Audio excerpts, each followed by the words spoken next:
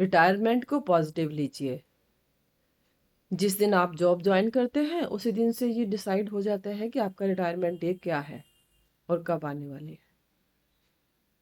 तो उसके लिए अपने आप को मेंटली प्रिपेयर करें, ना कि परेशान हो जाएं।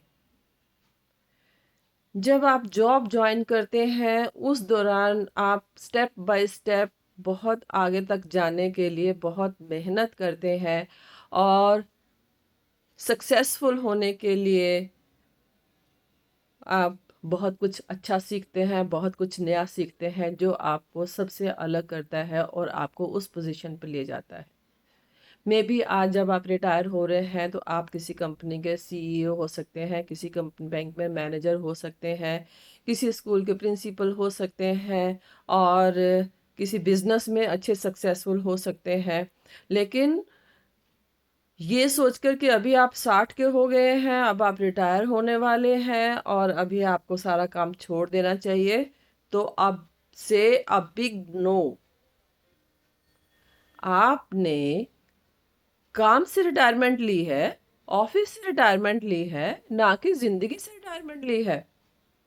You have miles to go up still. तो उन मीलों चलने के लिए हिम्मत तो आपको अपने आप में लानी पड़ेगी। अगर आप सोचते हैं कि आप आपका परिवार आपका टाइम मैनेजमेंट आपकी फैमिली करके देगी, अगर आपकी सारी सुख सुविधाओं का ध्यान आपकी फैमिली करेगी, तो आप थोड़ा सा गलत ट्रैक पे जा रहे हैं। डिसाइड कर लीजिए कि अभी आप में जितनी हिम्मत बाकी है उस हिम्मत के बेसिस के ऊपर अपने लिए एक अच्छा सा स्केड्यूल बनाइए। उसमें मॉर्निंग वॉक को शामिल कीजिए, मेडिटेशन को शामिल कीजिए। मॉर्निंग वॉक एंड मेडिटेशन दोनों ही आपके फील हैप्पी हार्मोन को इंक्रीज करेंगे, डोपामिन को इंक्रीज करेंगे, जिसकी वजह से आप स्ट्रेस से काफ़ी बच सकते हैं। तो मॉर्निंग वॉक और meditation first part. Second part, अपने ज्ञान को बढ़ावा दीजिए। वो सारे काम जो अब तक आप बहुत काम की वजह से, जल्दबाजी की वजह से, ड्यूटीज होने की वजह से आप नहीं कर पाए, चाहे वो न्यूज़पेपर पढ़ना हो, चाहे वो नॉवल पढ़ना हो, चाहे वो टीवी सीरियल देखना हो, या वो कोई हॉबी हो जिसको आप अब तक टाइम नहीं दे पाए, या कहीं आपका घूमने आपको अच्छा लगता है। तो ये सब चीज़ें आपको के लिए करने का एक बहुत ही अच्छा टाइम है। स्टार्ट कीजिए। अगर आपको घूमना अच्छा लगता है तो इस तरह से अपने टाइम को स्केड्यूल में डालिए कि आपने महीने में एक बार घूमने जाना है, और जो जो जगह आपकी पसंद की है देख डालिए। ज़िंदगी नहीं मिलेगी दोबारा, तो उन जगह पर जाइए, अच्छा टाइम स्पेंड कीजिए। फैमिली मेंबर साथ में जाते हैं, इट्स गुड।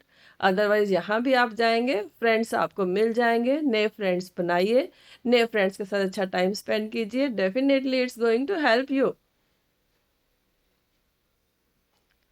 तो अपनी हॉबीज पे ध्यान दीजिए। It's really good time pass. अगर आपको बाहर घूमना अच्छा नहीं लगता है, कहीं और जाना अच्छा नहीं लगता है, आप घर पे ही रहना चाहते हैं, तो आप सोशल वर्क कर सकते हैं, कुछ क्राफ्ट कर सकते हैं। अब तक आपने बहुत कुछ सीख लिया होगा, उसकी क्लासेस ले सकते हैं। छोटे बच्चों को कुछ भी सिखा सकते हैं आप, और नहीं तो कहानी तो सुना ही सकते हैं प्यारी सी। बच्चों को कहानी के द्वारा संस्कार देने की कोशिश कीजिए। सच मानिए आपको बहुत खुशी मिलेगी, बहुत बहुत खुशी मिलेगी आपको। अपनी रूटीन को 24 घंटे को इस तरह से डिवाइड कीजिए कि आप अपने घर की देख रेख भी कर पाएँ, आप अपनी फैमिली के साथ भी टाइम स्पेंड कर पाएँ। अब ये मत कीजिएगा कि भी अब नेचुरल है कि पहले आपके पास टाइम नहीं था, तो आपको ज़्यादा महसूस नहीं होता था, लेकिन अभी आप रिटायर्ड हैं और आपके पास टाइम नहीं है, लेकिन आपकी फैमिली तो अभी बिज़ी है।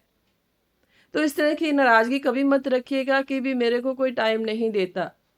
आप उनको टाइम दीजिए, आप उनकी रूटीन में शामिल हो जाइए, आप उनके लिए कुछ करके रखिए क्योंकि आप घर पे हैं, आप बहुत कुछ कर सकते हैं। ओके?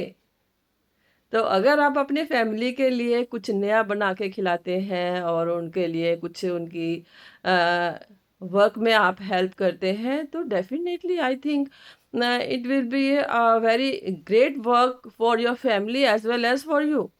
और उसके बदले में जो आपको खुशी मिलेगी ना, वो खुशी आपकी रिटायरमेंट की खुशी को दोगुना कर देगी। और अपने विचारों को एक्सप्रेस करने में कभी पीछे मत रहिए। होता क्या है कि आप सोचते हैं कि नहीं, अगर मैं बोलूँगी तो शायद किसी को बुरा लग जाएगा, अगर मैं आगे जाके किसी चीज़ में पार्टिसिपेट करती हूँ तो शायद मैं हार जाऊँ, या लोग क्या कहेंगे, ऐसा सोचकर आप पीछे हट जाते हैं। सच मानिए, लोग कुछ नहीं कहेंगे। वो इसलिए नहीं कहेंगे, लोगों की रूटीन को भी आप अपने साथ कंपेयर करके देखिए कि जब आप जॉब में थे, आप बिज़ी थे, आपके पास कितना टाइम था दूसरों के बारे में सोचने का। ऐसे किसी के पास भी टाइम नहीं है आपके बारे में बहुत ज़्यादा सोचने का। तो आपने खुद अपने बारे में सोचना है और आगे बढ़ना है और बहुत कुछ करना है। तो अपने रिटायरमेंट को किस तरह से हैप्पी बनाना है, ये स्ट्रैटेजी आपको बनानी है।